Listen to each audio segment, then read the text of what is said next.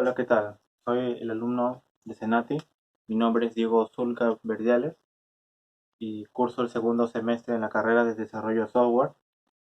Y bueno, les hablaré acerca del comportamiento de la sociedad en tiempos de pandemia. Pero antes que nada, comenzaré con una pequeña introducción. En la introducción tenemos que cada sociedad se equipa de una moral, de un grupo de valores que determinan lo que la gente supone que está en lo correcto y lo que cree que está mal. Esa moralidad se refleja en las conductas que se aceptan y las que se rechazan. En segundo lugar, el COVID-19 no se reduce a un problema de salud, sino que evidencia un problema mayor, una crisis societal, una crisis sistémica, una crisis civilizatoria que cuestiona a fondo el modo de vida en que vivimos y lo que la luz viene ocurriendo en la actualidad. Bueno, en la tesis les hablaré sobre el comportamiento de la sociedad en tiempos de pandemia y cómo está ocurriendo en las familias del Perú y cómo se desenvuelven por esta nueva problemática. En general, cuando se debate sobre las respuestas de la sociedad civil a la pandemia, se piensa dictóticamente o se acató civilizadamente la cuarentena decretada por el gobierno o reinó la irresponsabilidad. La pandemia ha cambiado drásticamente las condiciones para todo tipo de acción colectiva. Sin embargo, el peso de la desigualdad que se multiplica en este contexto ha forzado a que, a pesar del riesgo, mucha gente vuelva a manifestarse en las calles, en contraste con las protestas anticuarentena de la extrema derecha excesivamente publicitadas. Dos indicadores de esta debilidad. Primero, el magro número de camas de unidades de cuidados intensivos. A pesar de que el número se ha incrementado, seguimos siendo el segundo país de la región con la tasa más baja en camas. Segundo, las dificultades para hacer llegar pronta y apropiadamente los bonos económicos a los sectores más vulnerables. A pesar de un sistema de focalización para las políticas sociales desde el 2005, el Estado demoró en armar las listas, le costó llegar a quienes más lo necesitan y fomentó aglomeraciones a la hora de entregar esos beneficios. El Estado seguía siendo miope y torpe. Bueno, en esta parte de la tesis daré dos puntos fundamentales a defender. El primero, el acceso universal a la atención sanitaria. Proteger la vida de las personas es una prioridad. La prioridad es salvar vidas y para ello el acceso universal a la atención sanitaria es imperativo. Entre ellos incluyen el suministro de reservas de agua a los barrios marginales, la suspensión de los desalojos de viviendas por impacto de alquileres durante la emergencia sanitaria, mantener los empleos y los salarios mediante medidas económicas específicas y ofrecer o ampliar las licencias por enfermedad pagadas a los trabajadores de las prestaciones por desempleo. El segundo punto a defender es: la respuesta debe ser equitativa. El virus no discrimina, pero el impacto sí.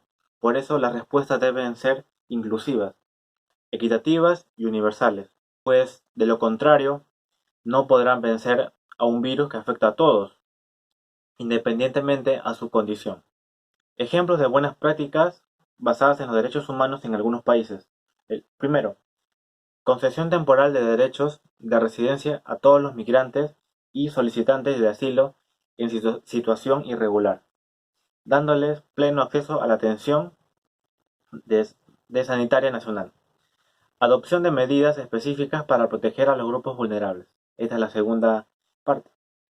Y la tercera parte, que es que en todas las regiones, algunos gobiernos han adoptado medidas para mitigar los efectos de COVID en poblaciones carcelarias. Bueno, lo que les acabo de explicar son mis puntos a favor sobre la tesis. Hagamos una recopilación. Dos puntos a defender. Primero es el acceso universal a la atención sanitaria y el segundo es la respuesta debe ser equitativa. Bueno, continuamos con el argumento. En esta parte dividiré en tres argumentos. Explicaré mi punto de vista, daré mis objetivos acerca del tema y además de esto daré algunas noticias que han estado ocurriendo en el país. Bueno, comenzamos con el argumento 1. Nosotros estamos viviendo en una situación excepcional, un estado de alarma propiciado por la pandemia por el coronavirus SARS-CoV-2, que es el COVID-19, cuya extensión acaba de ser promulgada por nuestro gobierno. Este gran cambio se está viendo ahora mismo por el COVID-19 en varios países alrededor del mundo. Vivenciamos la necesidad del otro, el de compartir, generar conversaciones auténticas y profundas.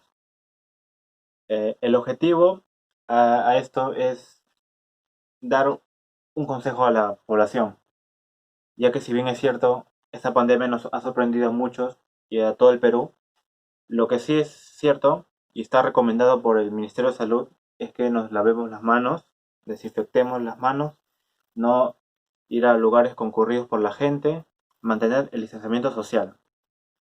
Ahora para el argumento número 2, un caso emblemático ha sido el Vicariato Apostólico de Iquitos en Loreto. Si bien es cierto, es una noticia que dio la vuelta a todo el Perú, que un cura en Iquitos hizo una colecta para beneficiar a su pueblo, ya que estaba en una crisis de salubridad muy baja. ¿Qué hizo el cura?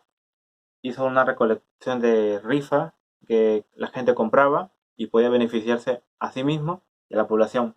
Y al final construyeron, al dinero recaudado a esto, construyeron una planta de oxígeno que benefició a muchas familias.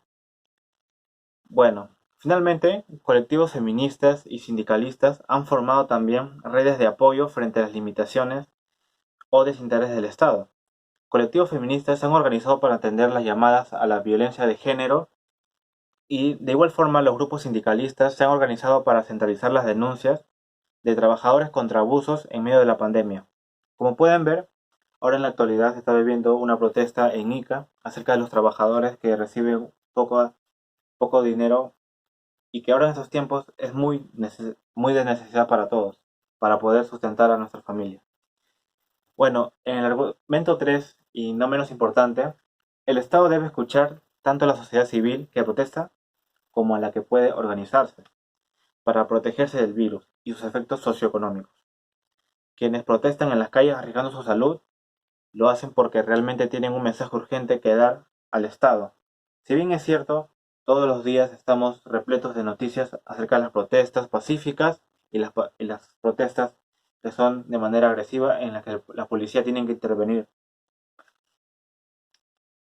Hemos puesto algunos ejemplos de estas redes, pero existen muchas más sobre a nivel provincial, que el Estado debería estar mirando y además que el Estado se demoró demasiado en entender que solo podría ganarla trabajando codo a codo con la sociedad civil organizada, ya que no debe repetirse este error.